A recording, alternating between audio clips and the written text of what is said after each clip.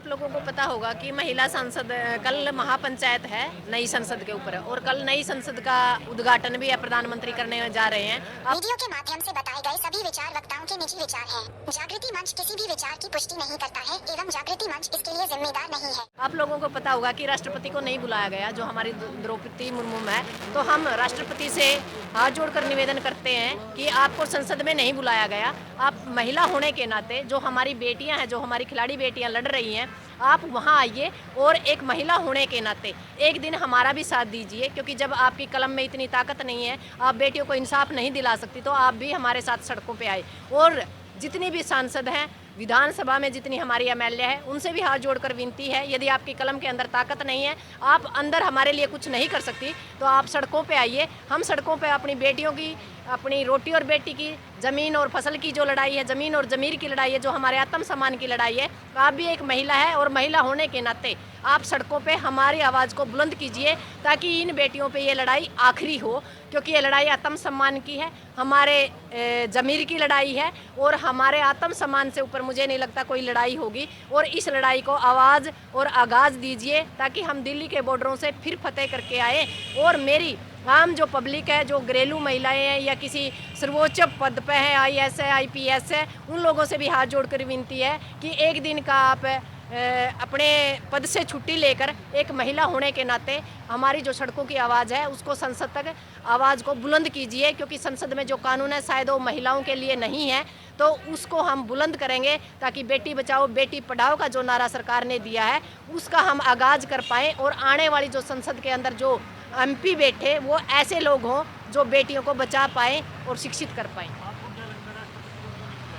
नहीं, वो एससी जो एससी कहते हैं, ये सिर्फ एक वोटों का ध्रुवीकरण करते हैं। ये जहां आप लोगों को पता होगा, ये जो आरएसएस के लोग हैं, ये किस चीज़ के ऊपर काम करते हैं, ह्यूमन स्मृति के ऊपर काम करते हैं, और इनको शूद्र मानते हैं, यानी इनको अछूत मानते हैं। तो अछूत के चक्कर में इन लोगों ने, आप लोगों को पता है कि संसद के अंदर नहीं बुलाया गया। सबसे प्रथम यदि कोई नागरिक है तो राष्ट्रपति है। शर्म की बात है, हमारा जो संसद है, भवन है, उसका यदि उद्घाटन होना चाहिए था तो राष्ट्रपति के नाम होना चाहिए था, और राष्ट्रपति को करना चाहिए था प्रथम नागरिक होने के नाते। पर इसको आप देख रहे हो कि प्रधानमंत्री इसका उद्घाटन कर रहे हैं, पर उसके बावजूद भी राष्ट्रपति को नहीं बुलाया गया। ये हमारे देश के लिए शर्म की बात है। कैसे वोटों के लिए ध्रुवीकरण किया जाता है और एक अछूत समझ के अंदर खाते उसको दरकिनार किया जाता है। और मेरे देशवासियों से, मेरे प्रदेशवासियों से, हरियाणा वासियों से और पूरे भारत की महिलाओं से हाथ जोड़कर विनती है कि कल अपनी ताकत को संसद के ऊपर दिखाएं, ताकि हम महापंचायत को सफल कर पाएं। जब राष्ट्रपति बने तब तो बोला गया था कि आदिवासी पार्टी महिला जी, और बड़ा स्वागत किया गया जी। तो अब क्या प्रॉब्लम होगी?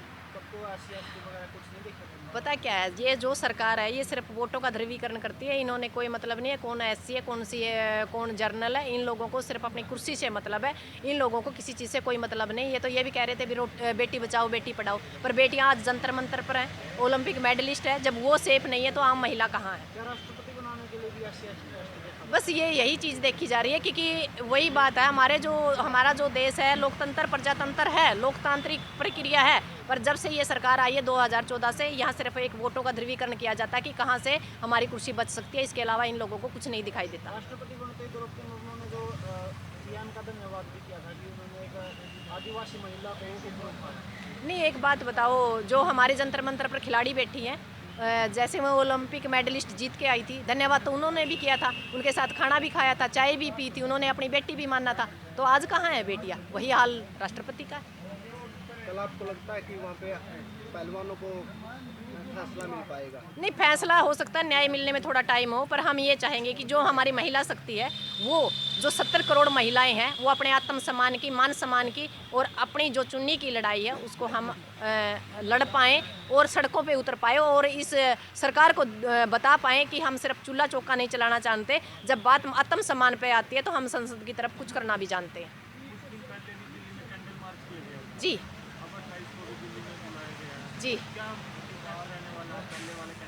अब की बार जो हमारी घरेलू महिलाएं हैं, यानी आईपीएस, आईएएस, जो हमारी MP है, MLA है, उनको बाकायदा बुलाया गया है, मीडिया के हिसाब से बुलाया गया है, उनको पत्र भी भेजा गया है कि आप इस मुहिम में जुड़िए। यानी अब की बार पूरी जो देश की 70 करोड़ महिलाएं हैं उनको बुलाया गया है। उसमें देखते हैं कि हम कितनी संख्या में पहुंचते हैं, पर हमें ये लगता है कि लाखों की संख्या में वहाँ महिलाएं होंगी, क्योंकि ये आत्मसम्मान की लड़ाई है। हमारी आने वाली जनरेशन की तरफ भी हमें देखना पड़ेगा कि जहाँ बेटियाँ सुरक्षित हो, उसके लिए ये लड़ाई आखिरी अंजाम तक पहुँचाना बहुत ज़रूरी है। नहीं तो बेटियों को दोबारा से पहले की तरह घरों में कैद रहना पड़ेगा।